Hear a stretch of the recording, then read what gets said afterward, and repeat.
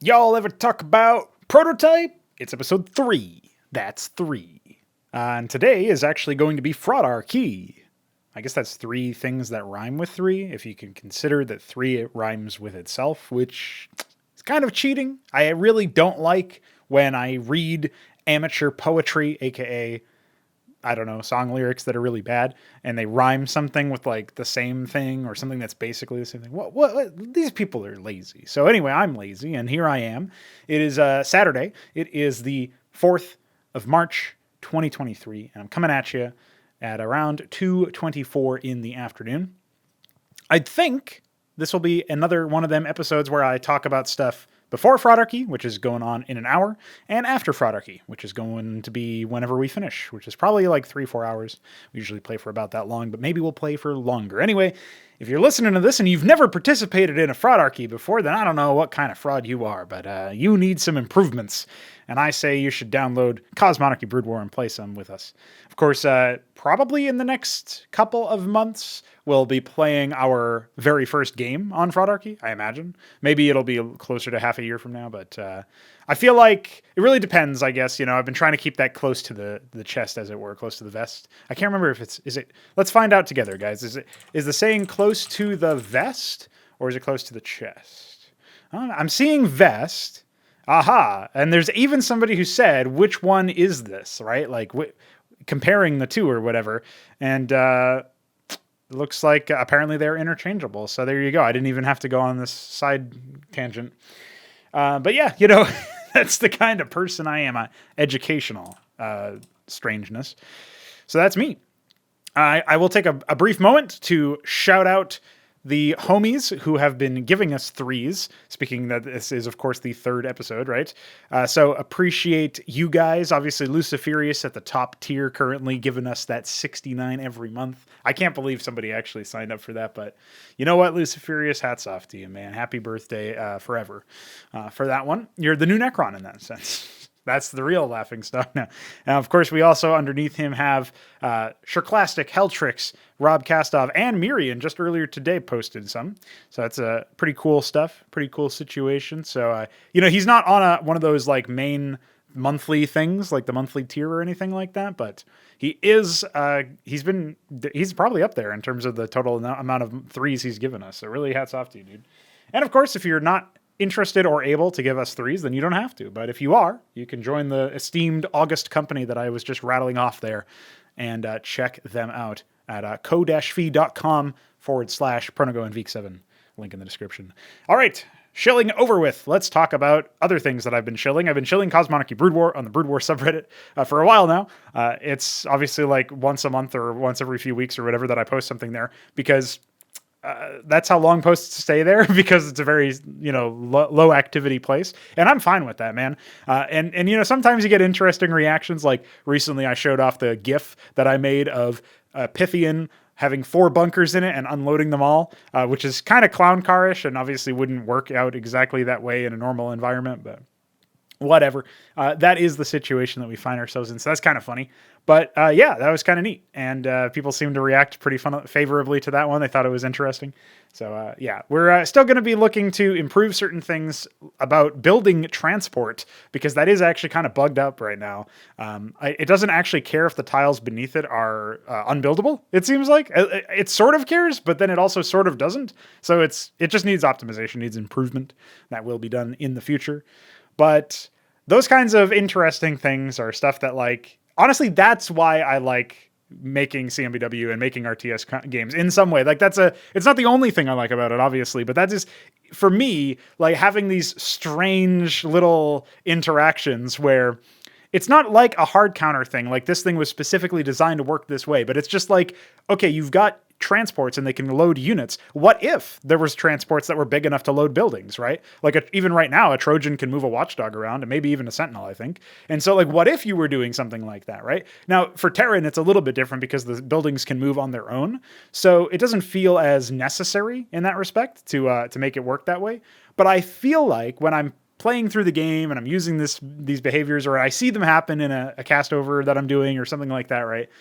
It's like somebody decided to remove some limitation that maybe didn't make a whole lot of sense, right? Like space-wise, some of these small defensive structures, or even some of the larger ones, are like, yeah, maybe they should be able to fit inside a really big transport. Like if you have a really big transport, you would have some facilities within it, right? So like, why not? And this obviously will eventually take us all the way to Cosmonarchy Retail, where we have the Ansifi, one of the regencies within the Xibalba universe, and they have like these giant battle platforms, like assault armor, like super tanks basically.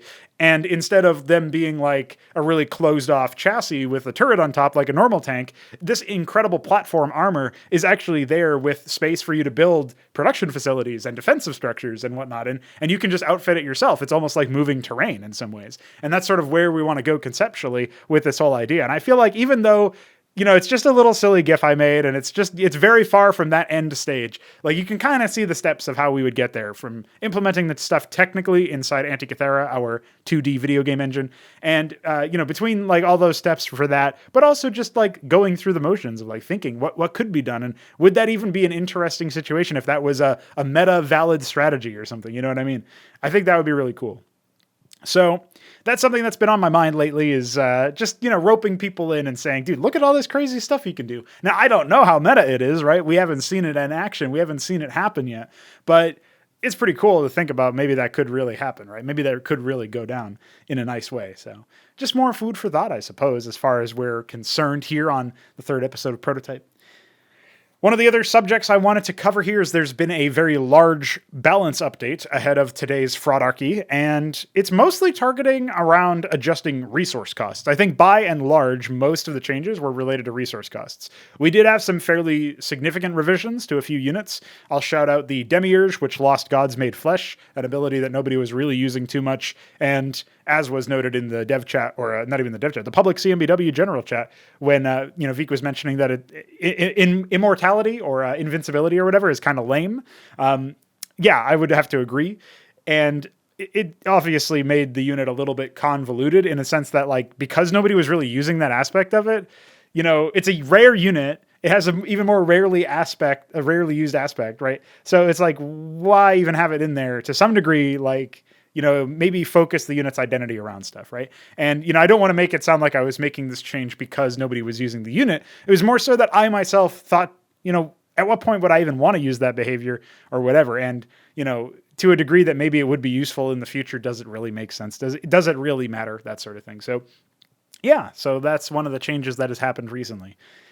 The other thing that I thought was important to point out is the Matroleth obviously has lost Ensnaring Brood as an active, but instead is now a passive. So it will passively apply the status effect of being able to apply Ensnare on hits. That's what Ensnaring Brood is. So instead of having Ensnare like the original Brood War cast, obviously in CMBW, Cosmonarchy Brood War, we have a very different approach, right? So you had this sort of aura effect when you activated the behavior or you activated the ability. It applied a status of a buff, basically, that made it so that any units that had that buff would attack, right?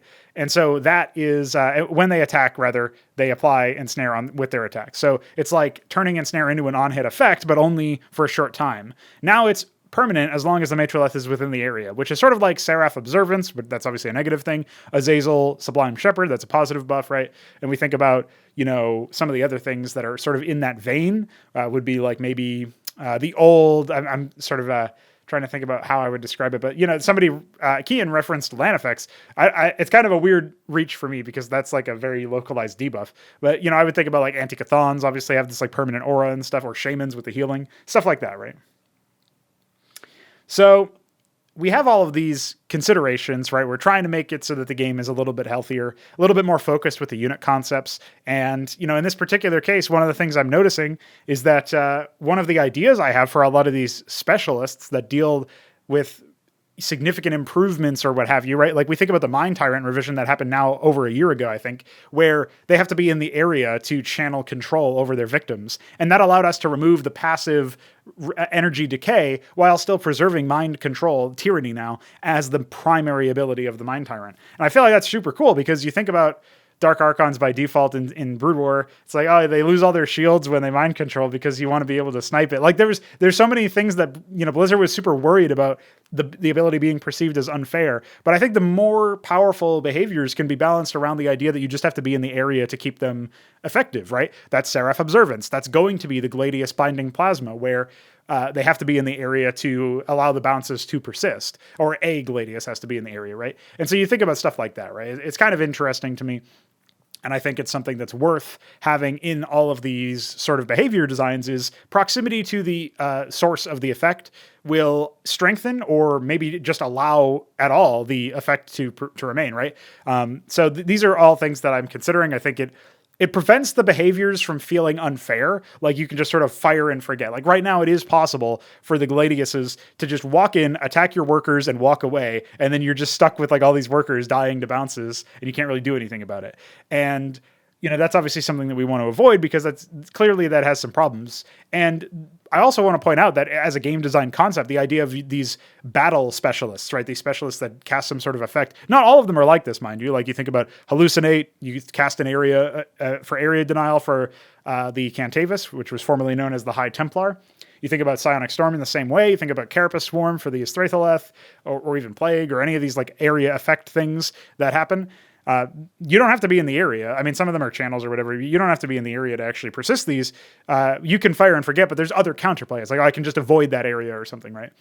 And you think about, you know, even Maelstrom for the Mind Tyrant, you can cast that and walk away, right? So there's like elements of these spellcasters. Not all of them have to be based around the idea that you have to be in proximity to the caster in order to be affected by whatever their ability is. But this does resolve a lot of problems. Like the Gladius isn't even a caster, right? It's just a combat unit. But it has this behavior that we had to gimmick and say, okay, buildings can't allow the bounce because buildings can't move, so they can't split. But now if the idea is, well, the Gladius has to stay in the area, then the buildings can be affected actually, just like units. So you can remove that gimmick exception and you can then make it so that now the counterplay is killing the Gladius or zoning it, just forcing it away. Now, killing it is a valid thing right now, but zoning it away is much more sensible, right? And it's like, now I know, okay, as the Gladius user, I have this thing that I want to like stay in control. Like the ways to have optimal play and counterplay with regards to the unit are more healthy because in some ways they are more in tune. Like the Gladius is more clearly communicated what it wants to do if it's going to be successful, right? And I feel like that allows you to more clearly defend against it as well, because it's just easier to understand and comprehend. So that is all that I wanted to mention about this sort of idea of having proximity to the caster being one of the sources of the effects. Another thing that was discussed in the CMBW general channel on our Discord server, which you can join using a link in the description below, is the idea of basically having like permanent debuffs and cleansing effects and all of this other stuff. And I'm starting to, identify with the crowd or come around to the position that maybe you shouldn't have any cleansing and you shouldn't have any permanence, but it does mean that there's a huge distinction between like what you can do as a, designer when you're designing abilities, right? And when you think about all of the status effects that are currently permanent, we have to include things that are actually buffs and not just debuffs. We have to include things like Friendly Parasite. We have to include things like Lazarus Agent. And while I can think of ways to convert those behaviors into something that's more interesting anyway, like making it so that Lazarus Agent has to be cast on corpses instead of units, so it's not preemptive, it becomes more of a behavior you do in the middle of the battle, and it also becomes less of like this enchantment thing that happens when the Apostle heals like harassment units or something, enchants harassment units, and those harassment units go over and die and revive. It's like, okay, well, instead of being a force multiplier without the Apostle really being involved at the site of battle, now it's the Apostle can use the corpses of the fallen and reclaim them. And it's like, by the way, that changes the calculus quite a bit for the unit, because it means that they can resuscitate the units that their enemy sent after them too. So you can imagine that this would be very significant. And so that would be one example of a potential revision for the unit. The other idea that I had for Parasite was kind of similar, just cast it on corpses, right? And so then corpses themselves almost become a resource for certain abilities, and you have to like manage them and like, can I gobble up all the corpses with Parasite before they, revive them or whatever, stuff like that. So I do think that's pretty interesting. The other thing that sort of is downstream of this, though, is that like we think about other effects. We think about, currently some of the permanent effects are like the Magister passive, Stellar Enforcement. We think about the Claymore passive, Kelvin Munitions. And these are meant to be very powerful behaviors and that morph engagements in some particularly useful way.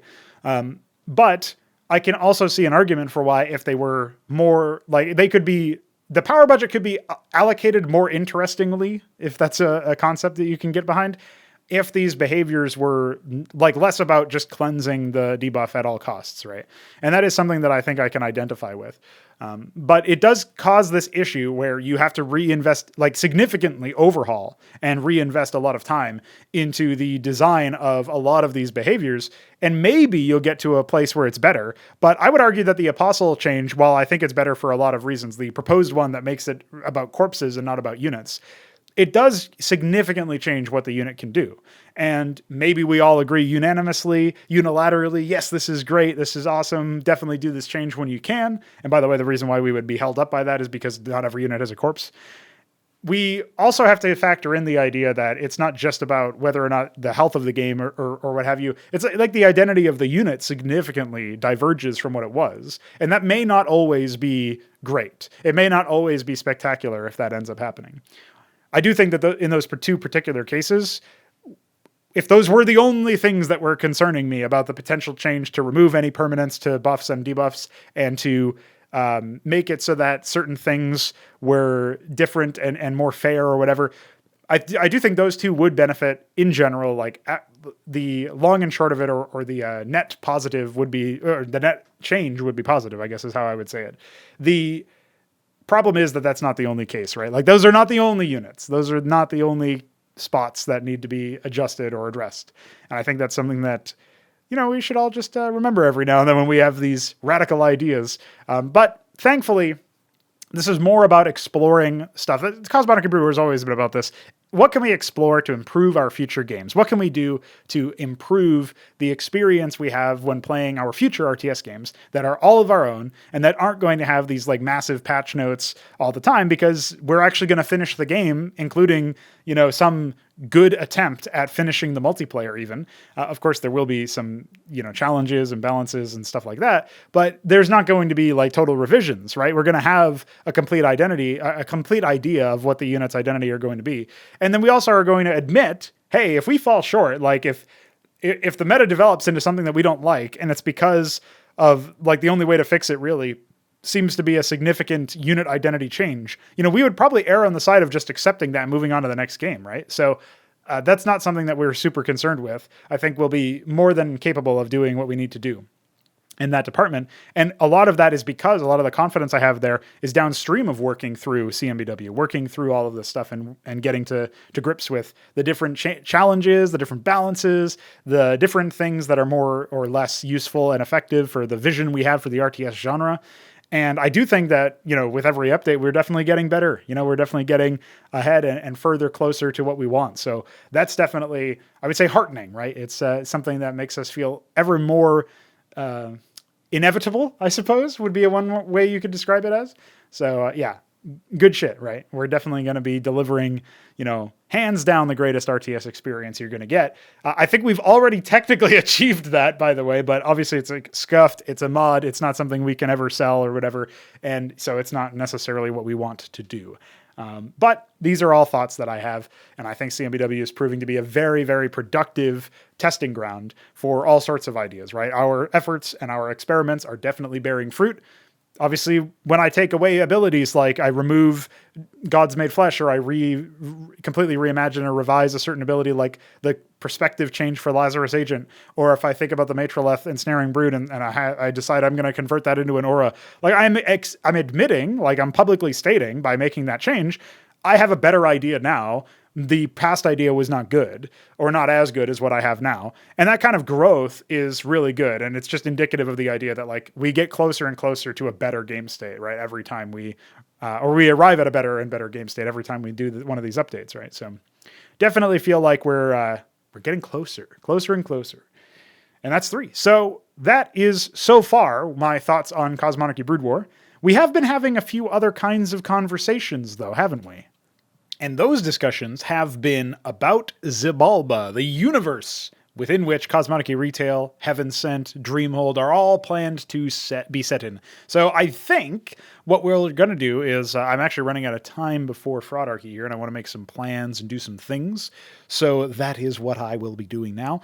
But I will be back, and we will discuss some Xibalba-related activities because there's been some interest in some of those regencies. You know, I like talking about the worlds I'm creating. So, yeah, I'll go through some of the concepts. There's one in particular that really interested me, which was, of course, the idea of, like, will the setting and the low in-universe, in-lore power level of all of the regencies be nerfed or adjusted in some way to make it so that game balance is had? And the answer is no, there will be no adjustment. It will be exactly as it is intended, but I'll get into the how and why and all of that stuff shortly after the break. And we are back with part 2 of Prototype Part 3. I think that makes some sense. You can tell me in the comments below. So, obviously, we are a day after Fraudarchy now. It is Sunday, the 5th of March. I always confuse May and March. I obviously think it's because they start with the first two letters, the same first two letters. But anyhow, let's get on with it, shall we? May is 3 letters. So that's 3, and it's not yet 3, but it is 3 because March is the 3rd month. You know, there's 3s everywhere, and if you have some excess 3s, you can give them to us on coffee. Oh, shit, I did it again. All right. I have to make it really dumb anytime there's some sort of sponsor plug type deal, which in this case isn't a sponsor. I guess you guys become the sponsors when you do that, but, you know, stuff like that. Actually, here's like a complete sort of aside. I know we were going to talk about Xibalba, but I'll bore you with something completely different for now. I was listening to an episode of the Richard Lewis Show, which is a show, an interview series or whatever, from a guy who I look up to quite a bit in the investigative journalism space. I hold in high regard his work.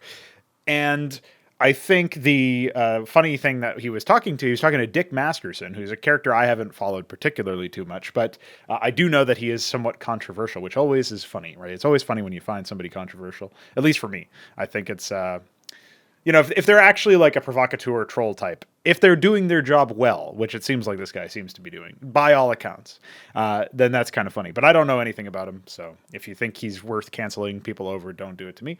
The other thing that the thing that he's talking about here is this backed.buy website, which is supposed to be like an alternative to Patreon, but insofar as you literally cannot censor somebody because it's all done through the blockchain. And I know that blockchain is synonymous with crypto, and crypto is synonymous with scam. And he actually talks about this too in that episode, but I thought it was interesting as an idea. Like, I thought to myself, you know, as I was listening to that and just in general, I have no idea how crypto works. I have zero idea how the blockchain works. I've never had a wallet. I've never had anything like that.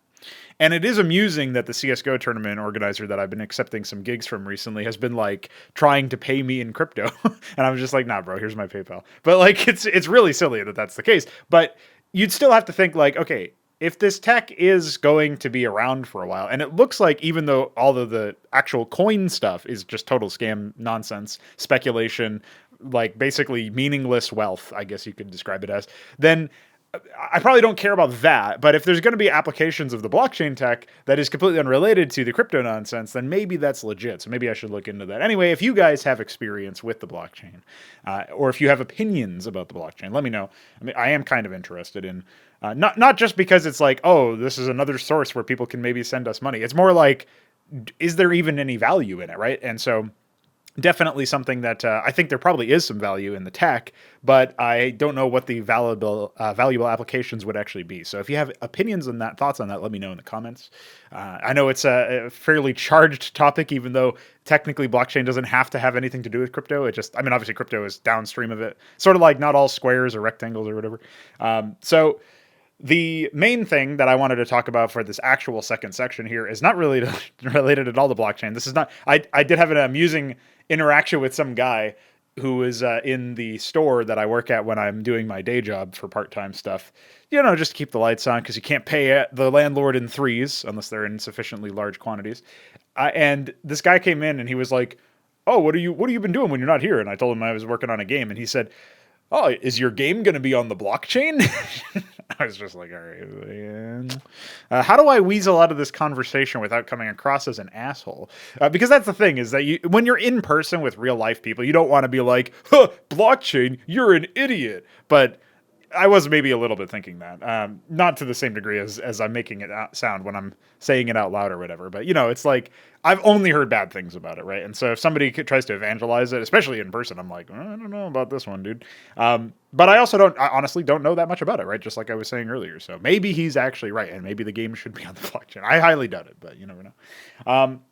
So let's talk about Xibalba. Let's talk about Cosmonarchy retail. Let's talk about the regencies. Let's talk about lore. So Mirian in the server was asking about, because he was actually talking about the Macrolon, which is one half, the dominant half of the Macrol Das regency. And he was asking about whether or not the power that they have in universe, in lore, would be attenuated at all by game balancing. And so will it be toned down, or will it be sort of like amorphosized or whatever? And to what degree is their power going to translate basically into the games? And obviously we're mostly about RTS games here, but you have to remember Heaven Sent, that's going to be an FPS. Dreamhold, that's going to be like a isometric action game. I guess you could kind of relate it to Hades or Diablo or something like that, but it'll end up being different, but it's similar kind of idea, right? It was real-time combat, but it's done in an isometric camera angle, and you get to follow your character around, and you get to equip stuff, and so you would imagine there's something like an RPG framework there or whatever. So anyway, we're planning many games in this setting of Xibalba, right? It's sort of our flagship IP, if you want to call it that. And I think that, to me anyway, I look at it and I'm thinking, it's probably a pretty good argument that you're like I'm sympathetic to the people who are like, well, there's no way you could, balance everything if you have all these big ideas. I mean, people have already said that in an RTS, the most races you can have is like 3 or 4. And I just totally disagree with that, which is why we plan 20. And at launch, CM Retail will have 6. So that's already more than most RTSs of the kind. But hold that thought, because we also have like 100 units per race, like 10 tiers of tech and all this other crazy stuff. Now, I don't know to what degree everything is going to change with the planning. Perhaps we will explore, as we explore deeper tech trees, right? We're doing it with CMBW right now. We're going to do it with our first game that comes out in Antikythera. That'll be out this year. And then, of course, when we hit Onatar next, most likely, or some other RTS title maybe, before in the lead up to CM Retail, right? We're building up our infrastructure, our knowledge, our repertoire as game designers and stuff, like making sure that we have the right set of skills and right set of tools and all of that stuff. As we continue to build that stuff up, we're going to get into a situation where we explore this idea. And the hypothesis is that having really deep tech trees is going to be really effective for allowing long games to go without ever feeling like you have no options. And part of the implicit assumption in that is that none of the options that your opponents have or that you have can effectively shut down gameplay interactions or what have you. So, I mean, like one example that we're experiencing right now for that is that we have these very deep tech trees, but when a Terran in CMBW builds ion cannons to a sufficient quantity, it might feel like you don't really have a good answer to it. And I think maybe the same to a lesser extent, you can argue the same thing about like, this guy has 12 Solarians, I guess he wins, or, like the old mass battlecruiser, mass carrier memes in Brood War. The same kind of thing would happen there too. And I think when we are trying to design a game, like ideally there would be, if you're on even economy or something, there would be many options you could do, many compositions you could do that would favor different playstyles. And we're slowly arriving at that standpoint, right? And so, maybe it means tweaking the ion cannon as a specific example so that doesn't happen. But also maybe it's just really, really difficult to accomplish that. I still feel like it's possible, and we're only just now arriving. Like, this is totally untapped territory where you have these super deep tech trees, you have all of these different options, and you can, maybe apply these tools in different ways. Yes, there's definitely going to be some cases where a certain tool is over-determined insofar as it's always good to have, and then a certain tool is maybe underdetermined in that sense, if that's even a fucking term of phrase, I don't know. Only heard overdetermined before. But you would imagine the inverse of that, where it's like, it can really only be used in a couple of very specific niche circumstances, otherwise it's not very useful. We would want the tools to, like, not necessarily, some things are going to be specialized, right? Some things are going to be specialists. But if there's going to be a use case for something, we want to make sure that it's not overly broad or overly specific, even if there's some specialist nature to it, or there's some generalist nature to it. Like the Maverick is kind of a generalist unit. The Goliath is a generalist unit. These units are pretty good at what they do at their tier. for their cost, and they're pretty good, pretty all right against pretty much everything. The exceptions being anything that can super outrange them, like artillery, like phalanxes in siege mode, or anything on a cliff, basically, or whatever. And then maybe like if you're fighting over some terrain that's really difficult, you can get into the nuanced and nitty gritty part of it all. And I think that when you think about how all of the different elements of the game's design actually interact with each other, and then how that, what that means, it's like, okay, yeah, maybe there's going to be some tools that are, even if they are generalist in nature, like they're supposed to be kind of broad insofar as they can apply to many aspects, maybe they do so too well. Like maybe there's actually not really much room. They crowd out room for decision making, where it's like, I always want to get this, or I always need to get this, right? And I'm not sure how much of that is player skill, or how much of that is people not developing the strategies too much. They haven't explored some units still haven't been built in a 1v1 or whatever, you know what I mean? Like, or very rarely. And so it's really hard to imagine what a composition of that kind of thing would look like. Maybe the maps need to be bigger for that, or maybe you need to have team games or something to really show that off, right? Remember, CMBW was initially pitched as a team game focused, a team focused game, I guess. And we just don't have like a super active player base for 2v2s yet. We more so have 1v1s and people observing, or 3-player FFAs or whatever, right? And so that's all to one side, right? But we're still exploring that for sure. And one of the ideas that I had for the ion cannon specifically while I'm on the subject is I wanted to take the ion cannon. I wanted to have the fact that it has that second barrel, and I wanted that to launch a tracer or a tracker or whatever you want to call it that, hits the target and then it eventually gets blasted by the beam. And so you have this like countdown timer after the tracer hits, and that sort of indicates the spot at which the blast will hit. And then obviously you sort of build in muscle memory what the AoE radius is, and that allows you to move around, right? So it's not locking onto the target anymore. That's obviously like kind of demanding to do in Brood War, but I think maybe the most lackluster thing is like we would probably need, we would need a good read for the dot, the tracker. And ideally we would have like good audio visuals and stuff. And you imagine like hearing it like lodge into the terrain or what have you, and then I gotta move my units, right? And that's much more reasonable, because if it's targeting a unit that you can actually move around, if it's not targeting a building or something, then I can just move around that, right? And so there's more interaction possible, more counterplay possible. As of right now, you don't even know when an ion cannon is attacking you, and so it's actually quite difficult to wrangle. And so that's why you can see that would probably be a very obvious objective improvement in the concept and how the concept is engaged with, but maybe that still wouldn't resolve it, right? Maybe it's still too far away. Maybe it's still too long range or something to that effect. But at the very least, you would know when it's firing on you, which I think would feel a lot better. So as we continue to explore these things and like, okay, are ion cannons too generalist, which is kind of crazy to say. Like, is it too valuable? Maybe they need to be, nerfed in terms of cost, right? Maybe they need to cost more money or something. Maybe they need to be more brittle so that they can actually be focused down a little bit more, or be more susceptible to damage or something. But I think, we're going to go slowly and not knee-jerk everything and just say, okay, well, we want these to be useful in certain applications. Maybe they are kind of generalist, and maybe that's acceptable. But to the degree that they just sort of lock out interaction, that's probably not healthy for the game. And so we're going to find out more and more stuff like this, right? As we get to these states of tech trees, we're going to have all of these hypotheses that we test. And I've said it before, I'll say it again, unlike in CMBW, where we're regularly introducing new things, trying new things, revising existing concepts, and etc., that's not going to happen in our actual games. Like, the whole point of making a bunch of games before we make CM Retail is because we want Cosmonic Retail to kind of be like the golden RTS, like the best RTS, especially the best RTS in the style that we're working with, the best one that we will ever make. And we need to build up to that, right? And we're putting, it kind of puts a lot of conceptual pressure and load on it.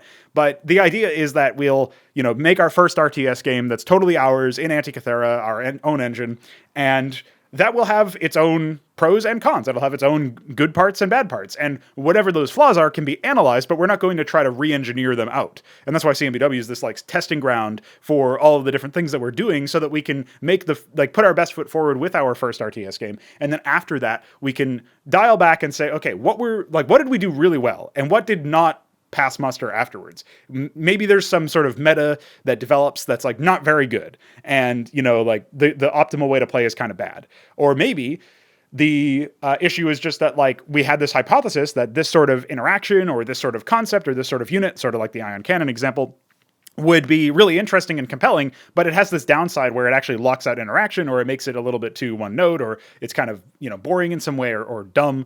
It just is not intended. It's not living up to what we really wanted it to be. It's a good start, but it's like held back by something maybe that was intangible to us or unforeseen by us. And then we were able to figure out what that is by reverse engineering it after we actually did it, like really studying the process and considering like, okay, what was the actual issue? And, that whole process of doing something, stepping back and identifying the good and bad about it, that's going to equip us to continuously improve our process, as you've seen with CMBW over the years, but also as you're going to see when we go from the first game to the second game to the third game and so on.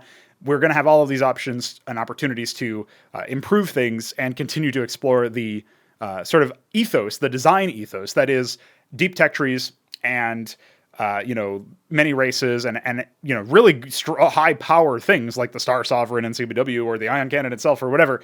And like, okay, what happens then? What can you really do?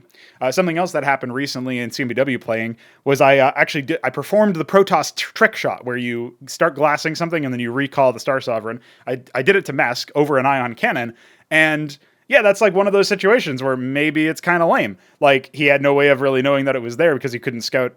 He felt like he was contained very heavily and stuff. And to his credit, he was. And maybe the game was just over anyway without that happening. And maybe it would have always happened because I actually thought he had way more stuff than he did when I did that trick shot. But actually, maybe it would have been a quicker win if I had just attack moved. So there's many things that you can say about that. But like, okay, that interaction is beautiful insofar as it's like, if you pull it off well, it can be really effective.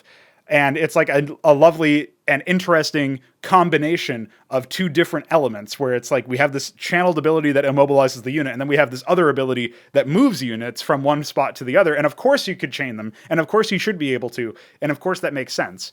But is it too powerful in this one case so that it overshadows all of the other more reasonable interactions? And like, what would be the answer to that? Like maybe we need to make the recall channel even longer, and maybe that wouldn't even be that bad because there's all of these other cases where it's totally it's very powerful. And so this wouldn't even really be a blanket nerf. Well, it would be a blanket nerf, but it wouldn't be something that makes it so that it's not usable in other cases. Like we would worry about knee-jerk reacting balancing and then having it so that we've balanced this interaction that is very, very powerful, but very specific. And that's at the expense of being able to use this unit and use this interaction in any other context, right? It's like now I can't recall my zealots because, it takes so long to actually do or what have you.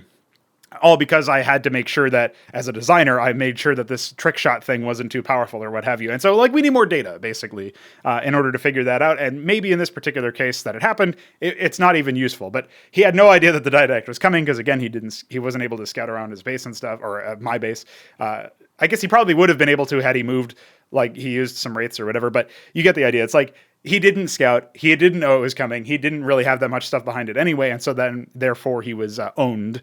And I think you can go through all of that stuff and you can think like, okay, what is the problem then? Is it a skill issue? Is it a map issue, right? Is the map just too prohibitive for scouting or prohibitive for like forcing you into a containment to begin with? Or, there's all these moving parts and it can become very complex. And as a result, it's difficult to know like, okay, some people can get frustrated with how slow I am to respond to things because I want to give them enough time to breathe and figure out, like, is this a problem? Like recently I raised the arming timer for spider mines. And part of this is because people were complaining about being able to just sort of lay mines in the worker line or what have you. But, I view this as a culmination of many different issues, right? It's like you have the fact that the vulture mines don't, they lay, but they were silent. So now there's an audio read for when they get planted. And even then it's like, okay, the vulture can stand right on top of the mine and you can't really target it at that point. You can sacrifice the mine and the vulture in order to kill whatever you're trying to kill or what have you, because you can't target the mine specifically or whatever the case may be. And so there's stuff like that, right? And then there's like, okay, but workers also don't have collision. And so like, there's all these different factors that make it really dumb for, generally speaking, how you would, I remember one of the first things that I wanted to do when we ended up disabling worker collision for all units when they were mining, which allows you to actually move through worker lines, if you don't know, is I wanted to make it so that they gave collision to enemies, but not to allies. And that's like a significantly more involved revision, as you might imagine. I don't think that it would be possible to do in Brood War. Maybe I'll be surprised later or something. But that would be something that like, okay, at least that would fix the vulture thing, because really the only thing that, again, I'm doing this like very specific change, this blanket nerf, if you will, that really does neuter offensive mine laying in some respects. A good player can still like attack while the mines are being laid.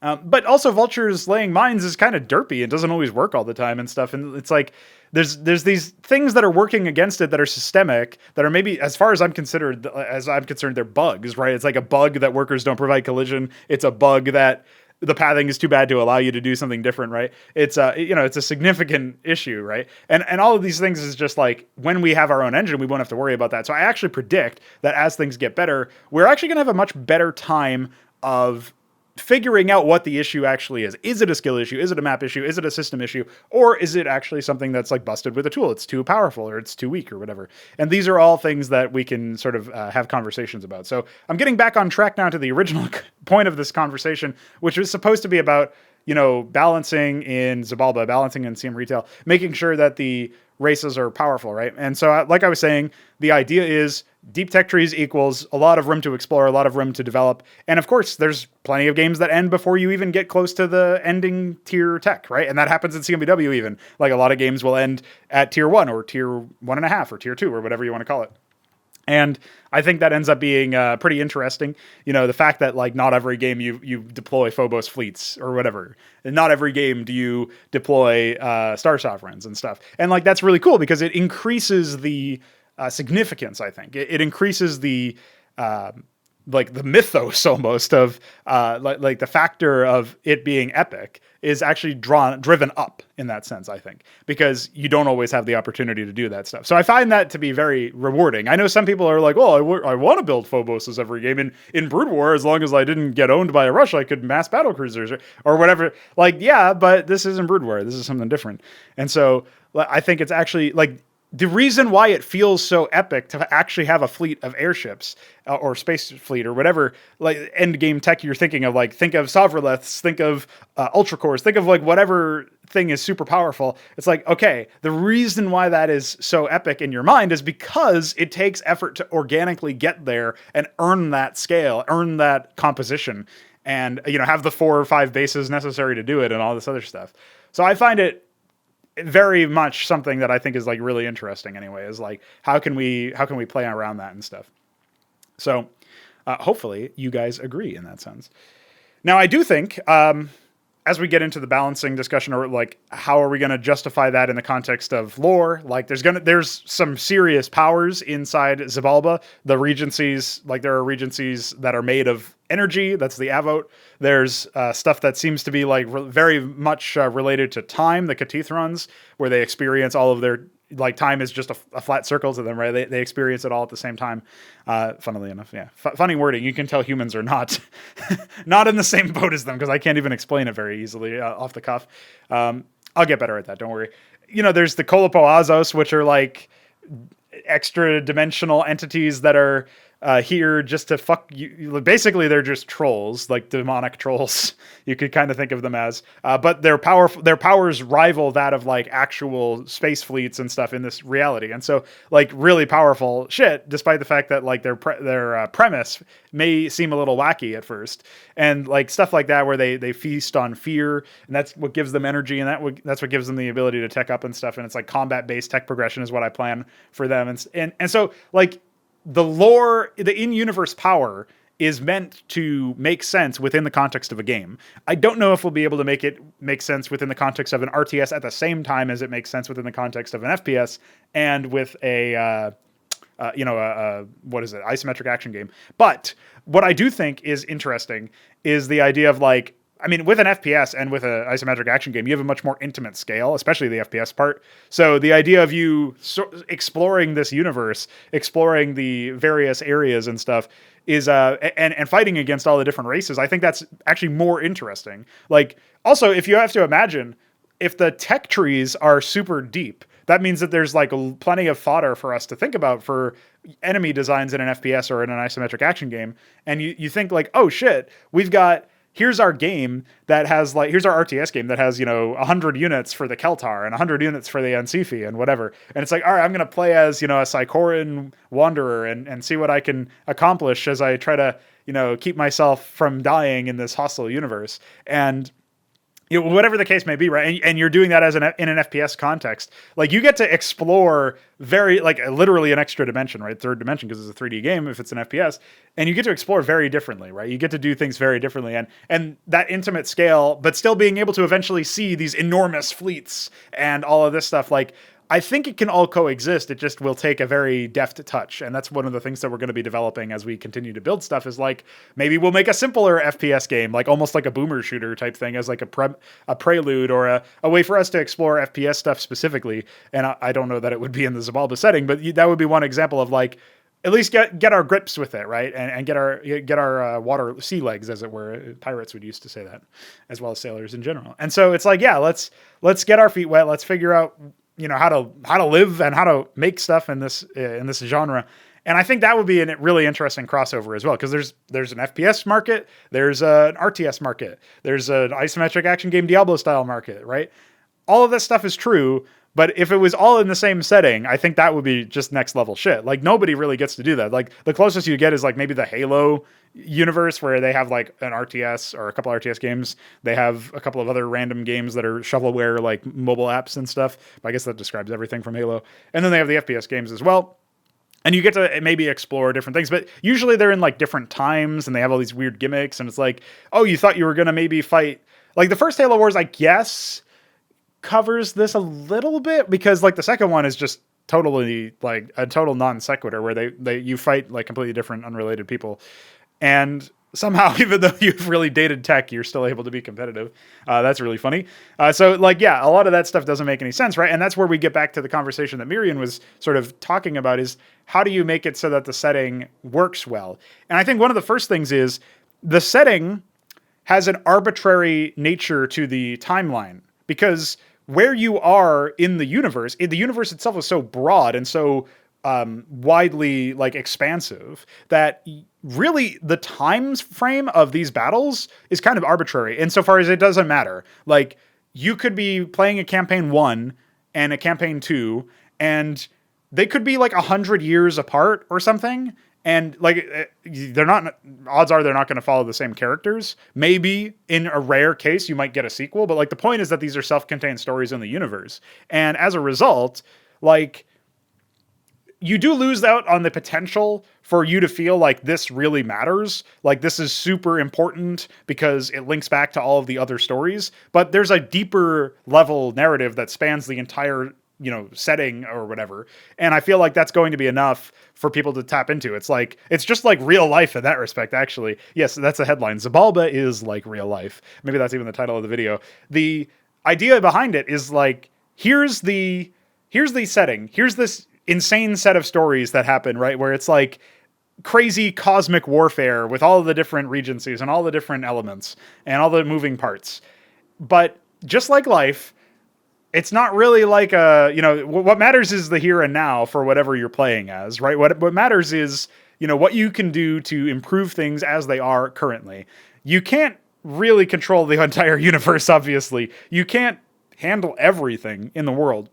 And, in real life, we don't think to ourselves, well, my week 1 of this year didn't really make as much sense, didn't connect as, my week 50 of this year. Like, we don't really care about that stuff in the same way. Like, ideally, we're pursuing a larger goal, but that larger goal could be abstracted to the entire universe, right? The larger goal is whatever the goals of that regency are. Those probably don't change. Or maybe like this particular faction in the regency or something. And so if you're following that faction, if you're following that regency, depending on what it is, like if it's Gadamemter, there are no factions, really. You don't really have infighting. There's all these different elements and stuff. It's like, okay, what can we do there?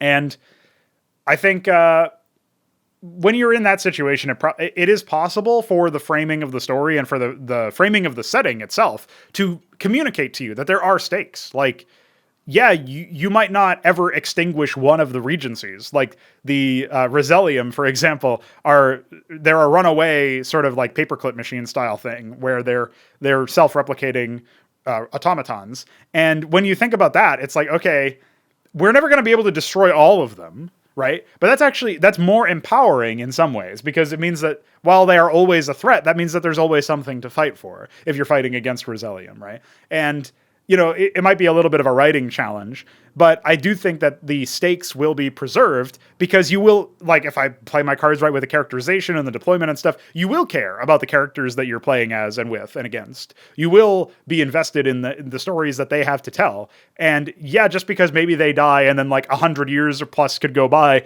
and like this same kinds of battles are still happening. Like one of the themes very early on in the very first, like the training campaign basically is that there's like a sector that was wrested control of by Ansifi from Keltar, and the Keltar come back to try to reclaim it. And it's like, they don't even bat an eye. Like, yeah, of course this is going to happen because territory is valuable. Like resources have permanence.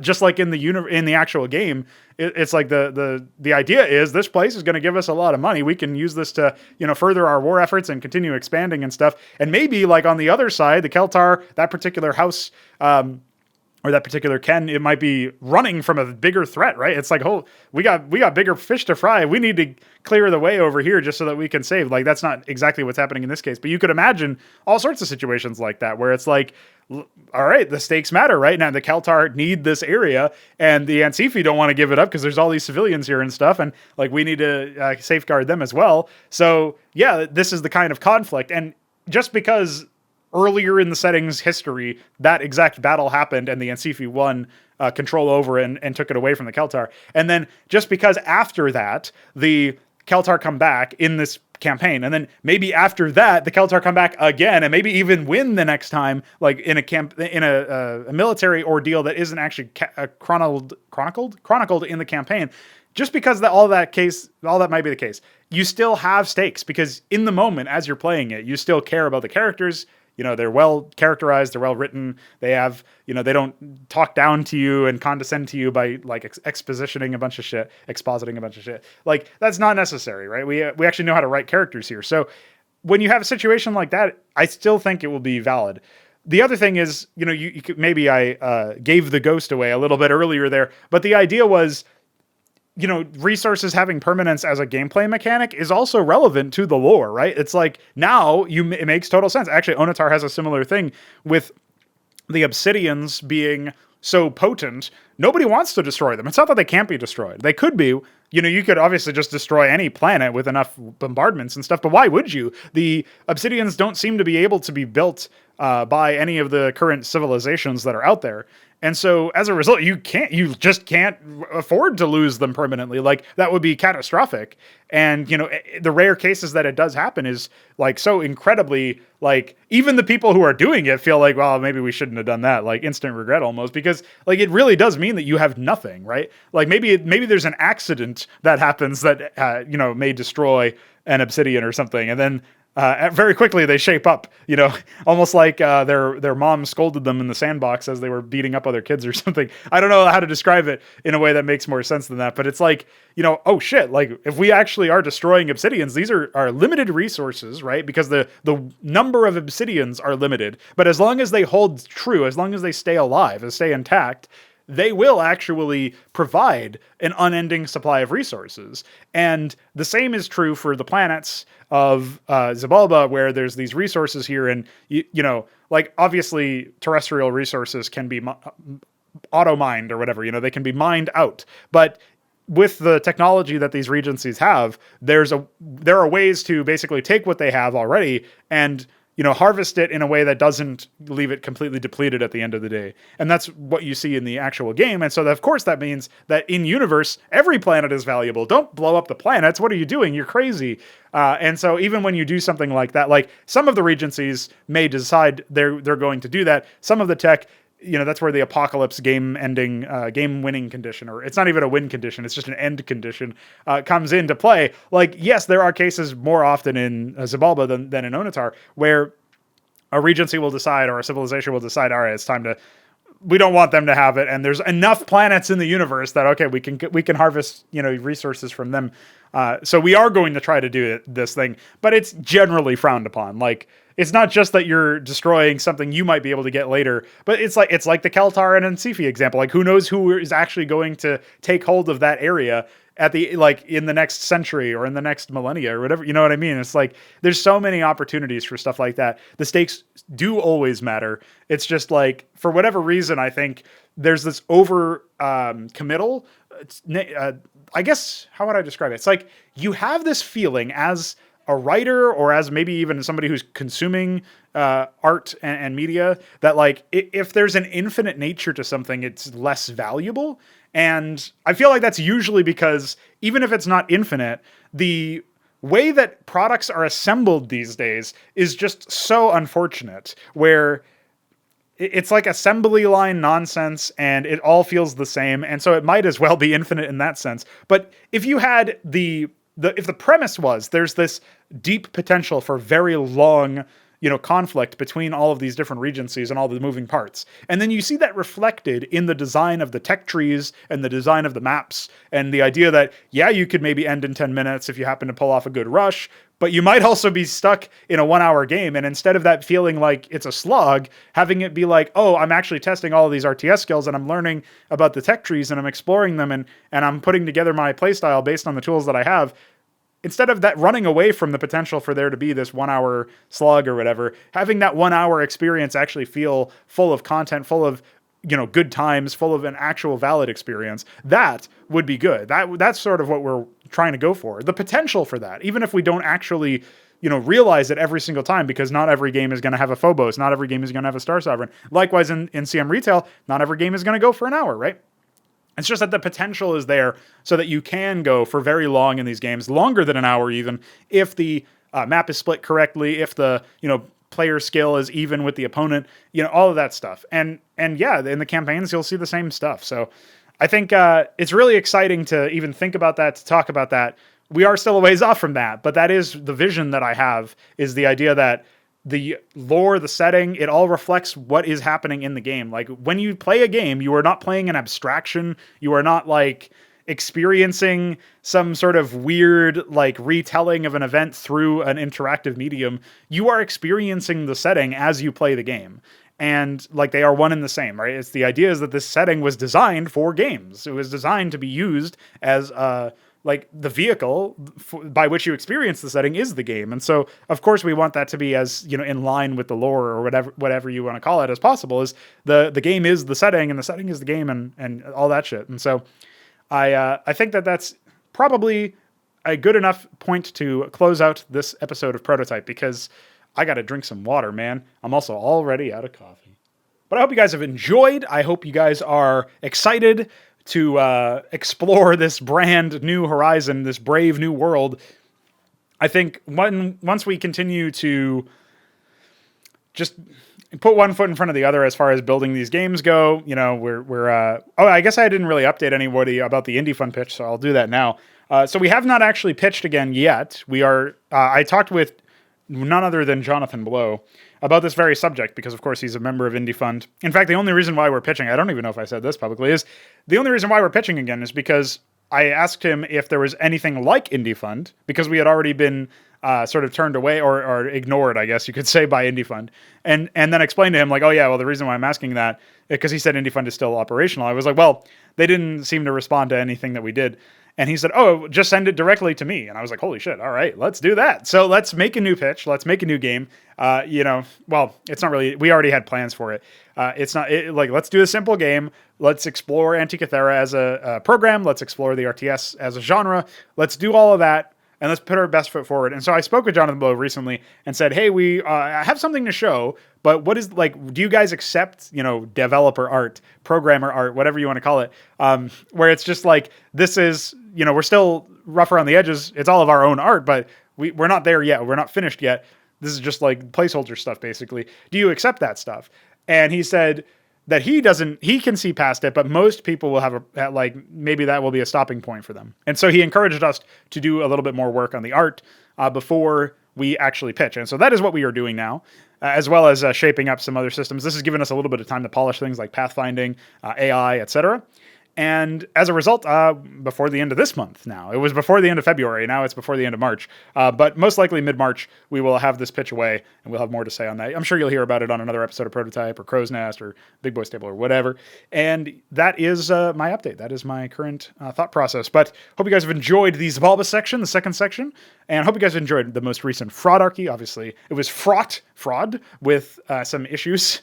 And I think most of that was due to people not updating correctly, but some of it was actually like, oh, here's a desync and an FFA, and here's a, whatever, like here's something I forgot I overlooked in the iScript thing that caused some stupidity. And here's general dumbness that we can't figure out to fix. Like when we load into a jungle map, it seems to break everybody randomly and then randomly work. Love that. We'll continue to smooth out those issues, but of course, we're not fully into I guess you would call it March Madness, where we start to implement like the unit extender and stuff. We're not fully into that yet because we're still polishing off the odds and ends of this Indie Fun pitch. But I hope you will join us for additional game nights, additional games, and of course, our future titles as they continue to be developed. And yeah, continue asking questions, continue typing in the Discord chat. I want to see you guys typing. And I think that's probably the end of this episode for me. So yeah, bye.